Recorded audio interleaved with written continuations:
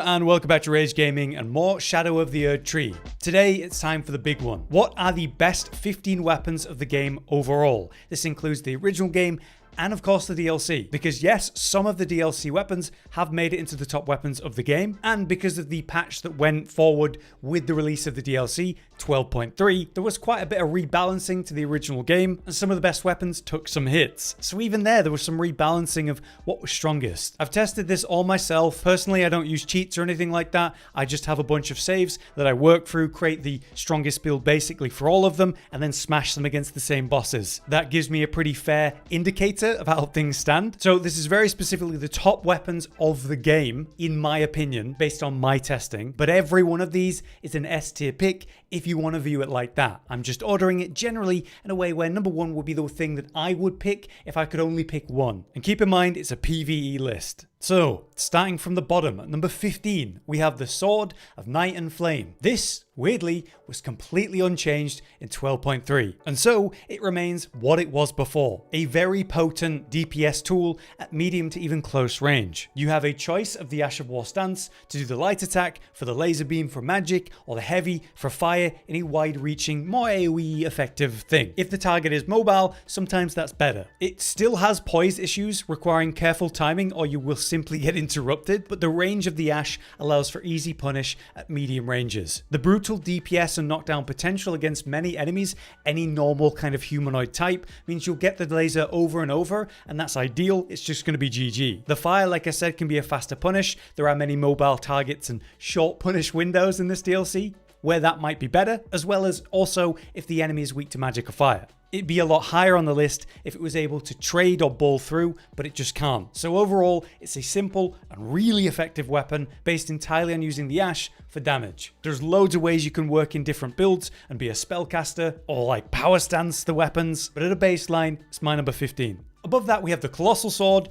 the Greatsword, the ultimate king of strength variety. It's not the highest AR strength weapon in the game, but it's pretty damn close, and it comes with that amazing reach, damage, stagger break potential. It's buffable, and most importantly, again, it's the most versatile strength weapon in the game. You can see me here using the new Ash of War from one of the Remembrance bosses to spin to win, making it a bleed weapon and successive hit weapon, even though it's a slow strength colossal sword. That's just awesome. And then there's the originals of like Lion's Claw, Giant's Hunt, and other great options you might consider, as it is pretty much unchanged in 12.3 in major relevant ways. I have it at 14 because even though it's got all that great variety and it's one of my favorite weapons in the game, there isn't the same kind of output and DPS potential here. It's just a reliable, strong, great weapon. So above it at 13 is the new DLC weapon, the falx, which essentially is an outclassed curved sword. As you'll see later in this list, there are two curved swords that are straight up better, and yet here it is on the list. And that is because of its unique Ash of War. Completely carries it here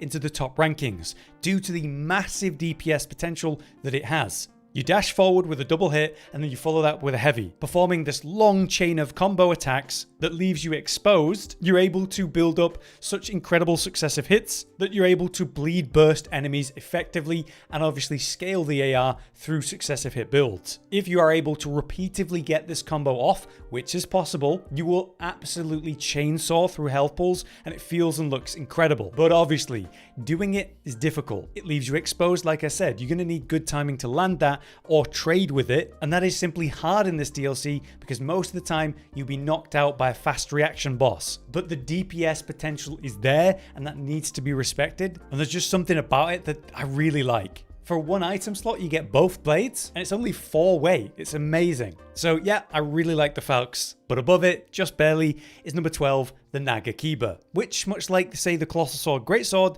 this is your ultimate variety dex weapon. Though, by comparison to the Greatsword, you've got higher output options. Again, relatively unchanged in 12.3, so it's relatively where it was before. There are so many ways you can run this, but the strongest, in my opinion, is to lean into Blood Flame Blade buffing, and bleed, of course, then using an Ash of War that is able to successively hit effectively. There are many options for that. Baseline, though, it's a long katana, great moveset, single weapon, power stance, and yes, the most versatile dex weapon in the game because of the amount of incredible ashes that are going to work for this. So not much more to say. At 11, we have the Bolt of Gransax. The Bolt of Gransax is a classic incredible spear, and it used to be better because in 12.3 they literally nerfed the Ash of War damage. It's hard to say exactly how much because the notes don't tell us, but imagine if it was going to do 10k in one hit, now it's doing about 9k, at least that's how it feels to me. That is noticeable, but certainly not enough to make me take it off the best weapons list. In any case, the spear itself is very effective, and the Ash of War is the amazing way to deal lightning damage without actually being an incantation. It's also incredible in power stance with the running attacks and jump attacks, and the Ash of War, the way that you fire this lightning bolt, if it's not a boss fight, it's just over. Nothing can contest you. You can play at range and it's going to destroy it. I will say it's very lame that the new talisman, the smithing talisman, meant to enhance the damage of thrown attacks, doesn't work for this Ash. Hopefully they'll fix that and make it work. It totally should, and it would probably counteract the nerf, which is a big thing to keep in mind for when they eventually make it work, if they do. In this footage, I'm just using a basic build. I could definitely be making this deal more damage, but generally the safest way to use this weapon is just overly rely on the Ash of War. You can tap it for a weaker fast fire or fully charge it to enhance the damage, which then can be enhanced in your build because it's a charge attack in various ways. Juice up the Ash and play from medium range or punish longer, vulnerable windows. You don't get much poise protection during the Ash. You'll be knocked out of it often if you're not smart. So throwing weaker shots on uncertain punishes and then fully charge whenever you feel confident, that's the way to go. It still hits hard, but just not as hard. So it's lower in the rankings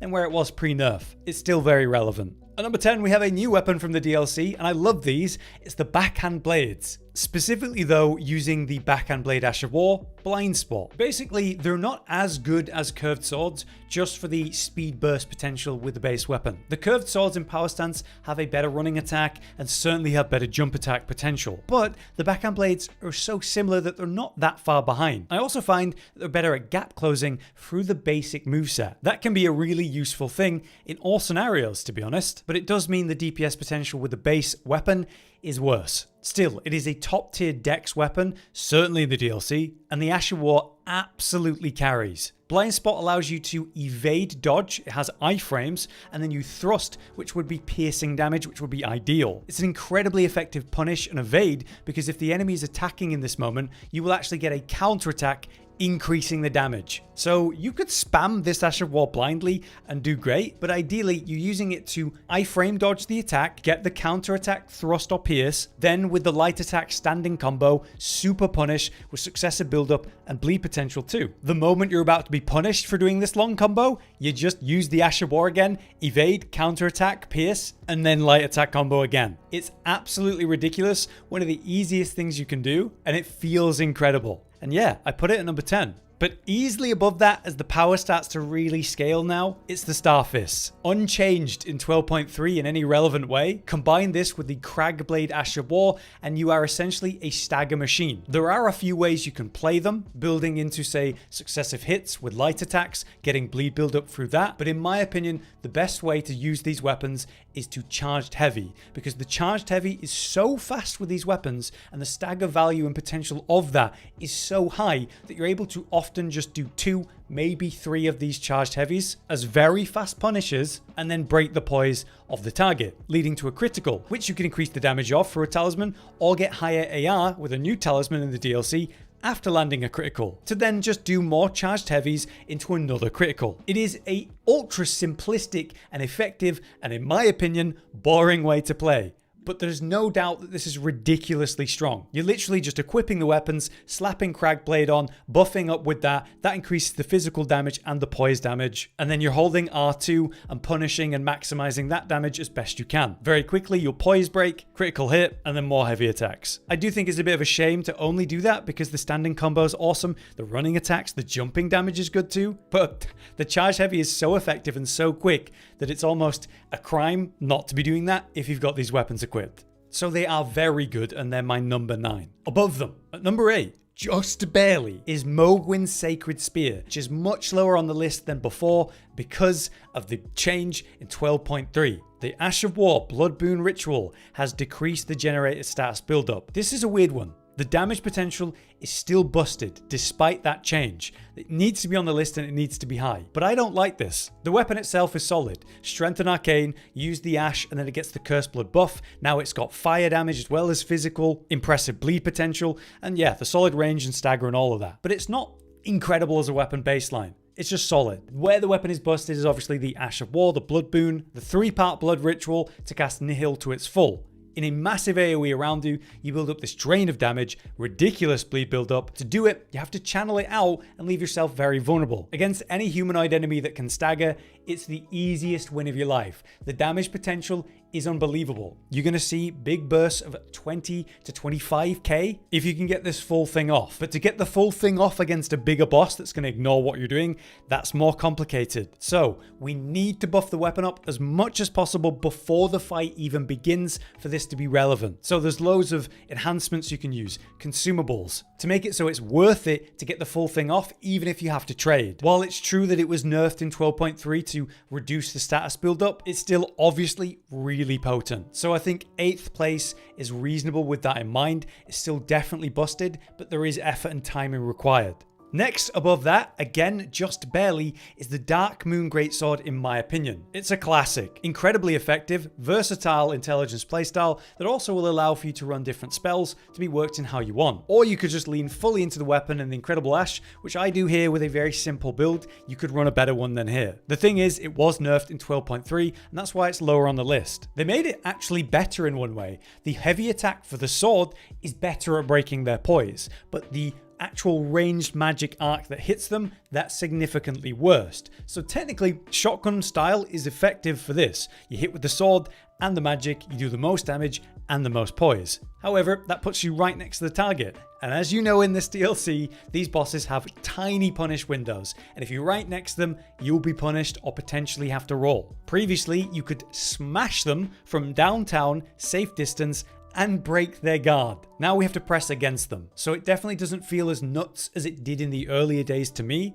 It's not as instantly effective. But you know, where bleed options will kick butt compared to this damage, not everything in the game can bleed. And the utility of the ranged attack for open world or just generally safe punishes from ranged, even if you're not going to break their guard so much and stagger them, can't be denied. The nerf is definitely relevant though, and it used to be easier to use. It's obviously weakened by that, but it is still clearly also very much good. At number 6, above that, we have a new DLC weapon, the Claws of Night. These are dex scaling claws, which are quite lengthy, so they've got great range. There's 2 aspects to this that are pretty damn broken. There's light attack spam for just the raw damage and bleed build up, and there's the Ash of War, which throws a load of these claws out at kind of a shotgun style. The closer you are to the target, the more are going to hit. So more successive build-up, more bleed procs, and it works as a combo. So you throw the first, and then the second, and then the third, and then the fourth, and so on. If you get an opportunity to just get a bunch of those off, it is over. But it also works as a medium range safe punish. Sure, the damage is a lot lower, but you're still dealing damage, you're still building bleed, allowing for new openings in a boss fight where normally you might not have that. Outside of that, if you can just get the standing light attack combo, holy hell is the successive damage and bleed buildup nuts. Like any fist or claw weapon, that potential is always there, and that's going to be say 20 to 30k in potential for a full combo. That is a very valuable thing. Also, as a weapon, it's semi-corporeal, so it can't be fully blocked. As a bit of extra utility, the heavy attacks are throwing attacks. They're not very good, but I can see them having some uses in the open world. So yeah, obviously I rate them really high. But above that, at number 5, it's Bloodfiend's Arm, the new DLC weapon. Super quick. This was nerfed to not have as much bleed build-up and all that. People overreacted in that. It's definitely weaker than it was, but I'm still literally 3 hitting bosses. And all I'm doing is applying Royal Knight's Resolve and then holding R2 at the right time. I can do that incredibly quickly, and if there's a shorter punish window, I can do a jump attack and break their poise. It is an incredibly hard-hitting strength arcane weapon, which is super unique. The bleed build-up is still ridiculous. The raw damage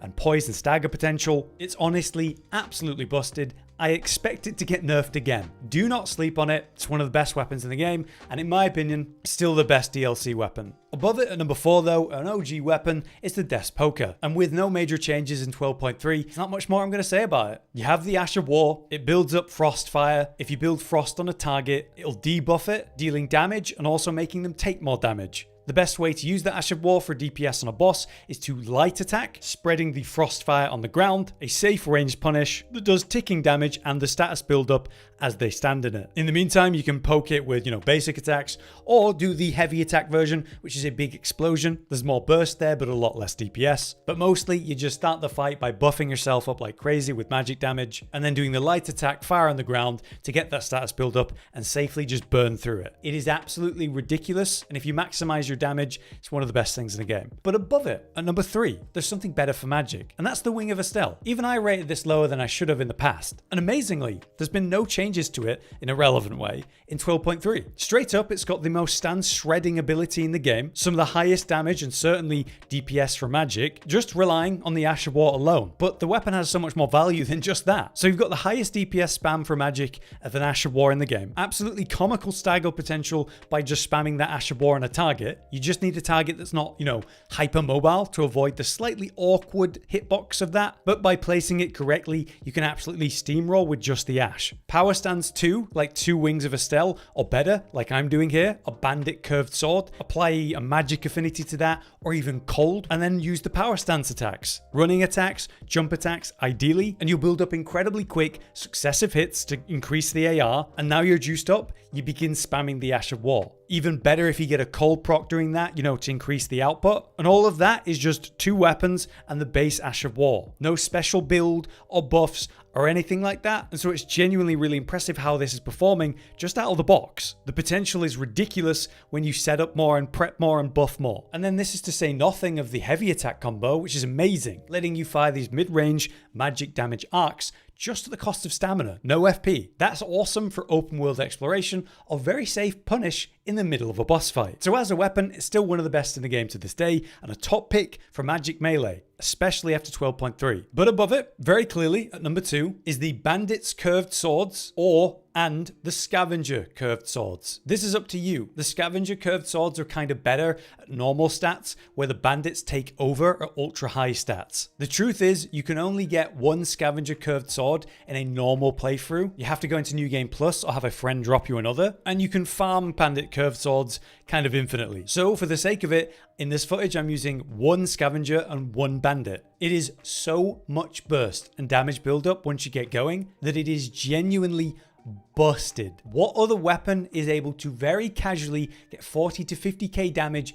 in just a few jump attacks without much or any real setup? This is beyond stupid and busted, and still is. Even though seppuku's been hit time and time again throughout the history of Elden Ring, it makes you take more damage, its AR benefit is lower, the status build-up's lower. Who cares? Look at this. There's also a new wondrous physic where, it makes you take damage over time, but it gives you more AR. We still can use the White Mask and the Bloodlord's Talisman to get more AR after a blood proc. There's the new Rakshasa armor set and a new jump attack benefit armor. Really, the only thing holding this back is the self-damage you deal over time with the wondrous physic or seppuku itself, the limited window to do it because, temporary buff, and the small issue that not every boss can be bled. Other than that, it's number 1 in terms of raw output and ease of use. You just jump attack and running attack as much as you can. But it's number 2 for a reason. And that is because overall, the easiest and strongest weapon you can use is still Blasphemous Blade. It's the number 1 weapon in the game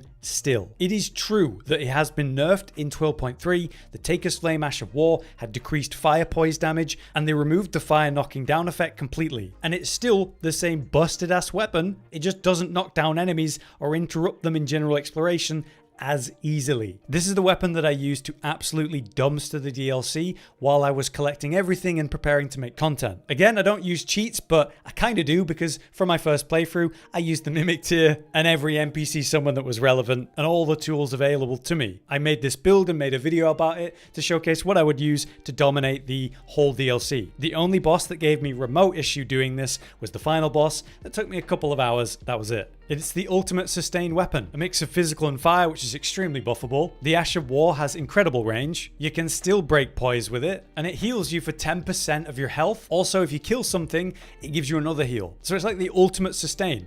When you're learning a fight and don't know what you're doing, use the Ash of War, get a big heal. The more health you have, the bigger that 10%. Also, because we're running Faith and stuff, I was able to work in all the utility stuff, like Flame Cleanse Me in the poison areas or Scarlet Rot, or using giants-based incantations for poke or utility. There's so many ways you can run this weapon, to the point where you could just have it equipped on your back for the killing lifesteal option. It might not have the biggest output, but overall, I just think it has the most going for it, so it's my number one. But there you have it. That is the top 15 weapons of the whole game, including the DLC. Pretty cool to see some DLC weapons make it in. I hope this was useful to you. I know a lot of people are looking for this information, so I've tried to really test and check and talk about it before making this video. If you would offer any other weapons to the list or adjust the rankings, let us know in the comments. We're open to being wrong and having a discussion. That's fine. For now though, if you've enjoyed the video, please do drop a like. Put a lot of work into it. And I've been Hollow, you've been you. See you next time.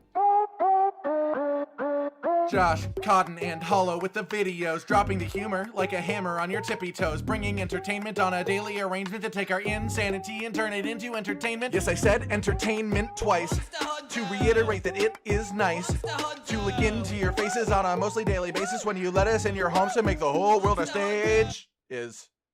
Goodbye.